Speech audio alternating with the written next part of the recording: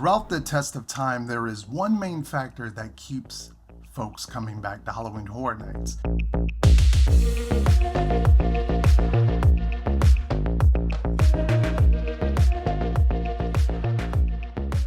And in fact, for me, many years ago, it was the main reason of why I attended this event. And that is what we are going to be discussing in today's video. It's all about sort of the announcement advertisement season of Halloween Horror Nights. What it was like in the past, what it was like in the present day. Stay tuned because things are about to get spooky.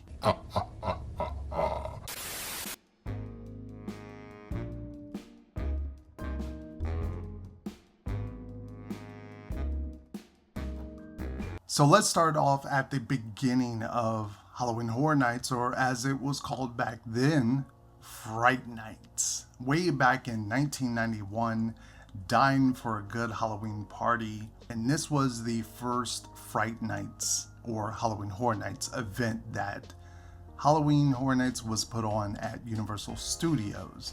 Now this event was truly an interesting one, to say the least. It actually featured only one haunted house at the time, and it actually had over 20 live shows, which is insane to think about in today's current times where we usually only get one show. So quite insane. If you ever have a moment, dive into this history and look around. They even had a Beetlejuice Dead in concert featuring the Ghostbusters in the New York area. So quite interesting of this history. When we look at sort of the advertising for this, it was just weird, to say the least, because they had actual Beetlejuice sort of being the icon and being on the advertisement for this event. And as well as they had the Universal Classic Monsters, which was cool. On some of the artwork and some of the posters, it was the Universal Monsters sort of advertising Fright Nights, and they were featured at the event. But what's an interesting note here is due to legal reasons, they couldn't use Dracula's likeness. So yeah, that's why they had to kind of alter that.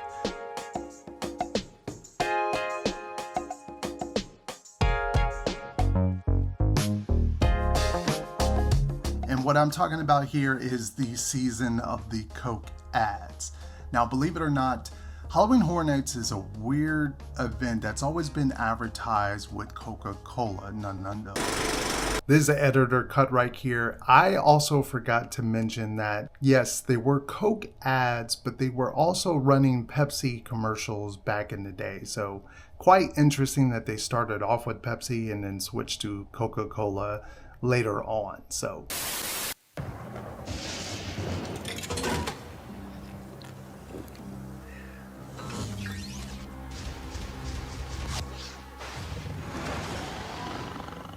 for the past 19 years, he's been the master behind every scream. And now, the thing you most have to fear is fear himself. Halloween Horror Nights. Save up to $35 with Coke Zero. Only at Universal Orlando Resort. they actually had Halloween Horror Nights featured on Coke cans in the commercials as well. They don't no longer do this, as you don't really need to buy a Coke can or a bottle or go to Burger King. That sort of advertisement is done.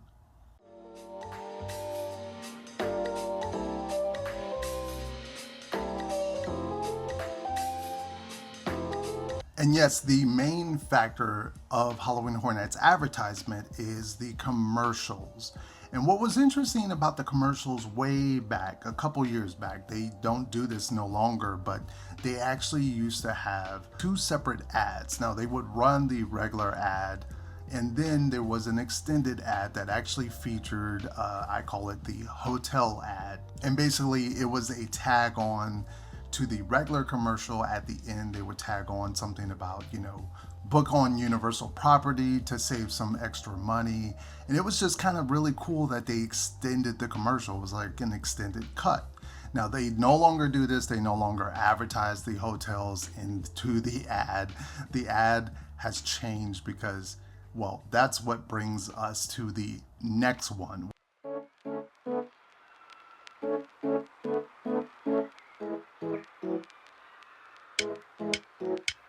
It's actual filming on location. Now, believe it or not, if you do not know this, Universal Studios is an actual working studio. They have produced movies there, they have produced commercials there.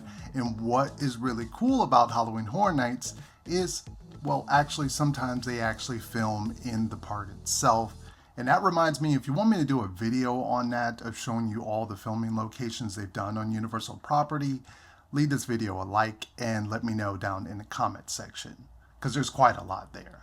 Now, way back, they had the caretaker in a commercial ad, and they filmed in Sting Alley, which is in the New York area. Usually it's where the food booths is. They actually filmed that for a commercial.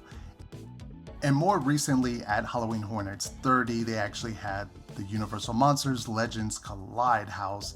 The announcement video was filmed in the New York area in the arcade. So it's quite cool when they do these advertisements for the announcements, but they're filmed in-house, like in the actual location you can see. And even if you want to look at last year's teaser about something evil being under Universal Studios, all of that was filmed on location in the park.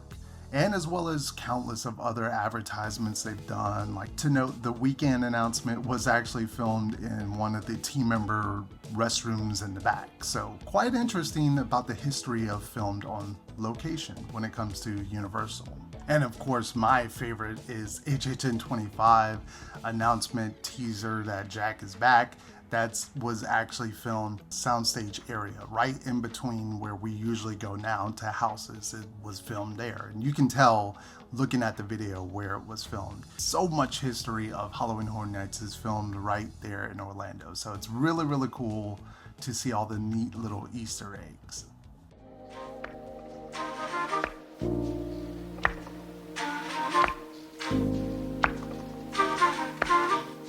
Now, right in the weird era before we started having connected storylines in the announcement trailers, they used to just be standalone sort of house announcements. There was just a character, something spooky happens, we see something, you know, a character, whoever the IP is, jumps out and scares them or kills them. Walking Dead had a lot of those commercials where it was just standard. I would say it was just very standard. There was no connection, no story building.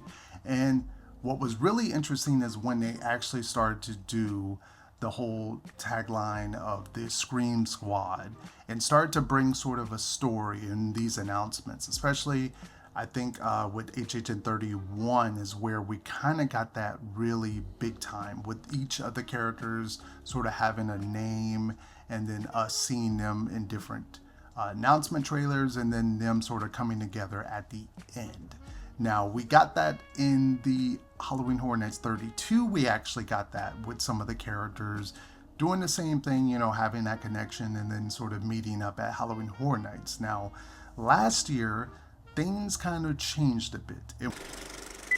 So something quite interesting about those HHN years where it's like 23, 22, and all those weird years, they actually had release whatever the IPs that year were all bunched together in one commercial, or at least a final commercial announcement. Nowadays, they're all separate. They can't be kind of in the same thing. But it was interesting to watch this one commercial that had like Leatherface and American Horror Story in the same commercial. Like, that just doesn't happen nowadays. So quite an interesting change in the Horror Nights announcement videos, at least, of how they did advertising back then. But beyond that, the icons have not been in the commercial advertisement. They kind of just go around that and they're kind of at the event, but they're not featured in the commercials. Whereas in the past, icons had a full-fledged, you know, announcement, the website, all that good stuff. So it kind of introduced you to the icon and got you set up for it. Whereas nowadays, they just kind of skip that as far as the advertisement part of advertising the year for Horror Nights. So we did not get sort of that announcement season. The whole Terror Squad, Scream Squad, that whole thing was done, and we never got that again. Thank you all for tuning in. If you enjoy this type of content, obviously, hit the subscribe button, click the thumbs up, and I will catch you on another video very, very soon. Peace out, everybody.